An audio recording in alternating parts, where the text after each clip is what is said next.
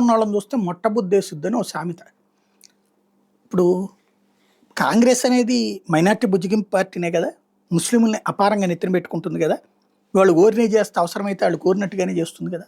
అయినా అల్ఖైదా ఎందుకు వచ్చింది, అయినా ఐఎస్ఐఎస్ ఎందుకు వచ్చింది, అయినా ఏదైతే జైషే మహమ్మద్ ఎందుకు వచ్చింది, అయినా కాశ్మీర్ విడిపోవాలని ఎందుకు కోరుకున్నారు, అయినా ఖలిస్తానీలు ఉద్యమం ఎందుకు చేశారు అంటే, అక్కడ మనం వాళ్ళని బుజ్జగిస్తున్నంతసేపు తీవ్రవాది రెచ్చిపోతాడు, పెరిగిపోతాడు.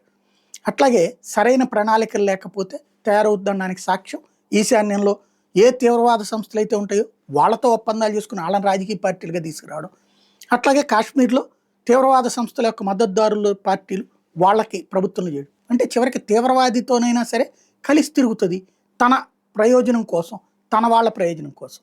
ఇదంతా ఇప్పుడు ఎందుకు చెప్పాల్సి వస్తుందంటే, అమెరికాలో ఇట్లాంటి ప్రభుత్వమే ఒబామా నడిపింది.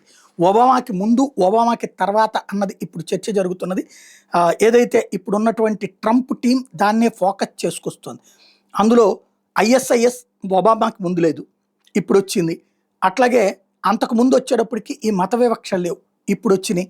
అలాగే బ్లాక్ లైవ్స్ మ్యాటర్ అన్నది అంతకుముందు లేదు, అదే ఉంటే కనుక ఒబామా ఎట్ అవుతాడు, కాబట్టి అది ఇప్పుడు వచ్చినాయి. అట్లాగే యాంటిఫా ఈ సోరోస్ బ్యాచ్కి సంబంధించింది అంతకుముందు లేదు, ఒబామా వచ్చిన తర్వాతనే వచ్చింది.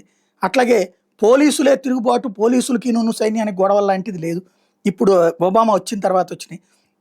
ఓవరాల్గా చూస్తే పాలకుడు సరైన వాడు లేకపోతే, లేదా పాలకుడే కనుక ఒక విచిత్రమైన పరిస్థితుల్లో తీవ్రవాదుల్ని ప్రోత్సహిస్తే అది స్వేచ్ఛ పేరుతో ఏమవుతుంది అన్నటువంటి పాయింట్ అక్కడ ప్రొజెక్ట్ చేస్తున్నప్పుడు నక్సలైట్లు కాంగ్రెస్ ఉన్నప్పుడు రెచ్చిపోయారు, ఇప్పుడు అదే నక్సలైట్లని తొదముట్టించేస్తున్నారు. అంటే ఎప్పుడైనా పాలకులు స్ట్రాంగ్గా ఉండాలన్నట్టు సంకేతం.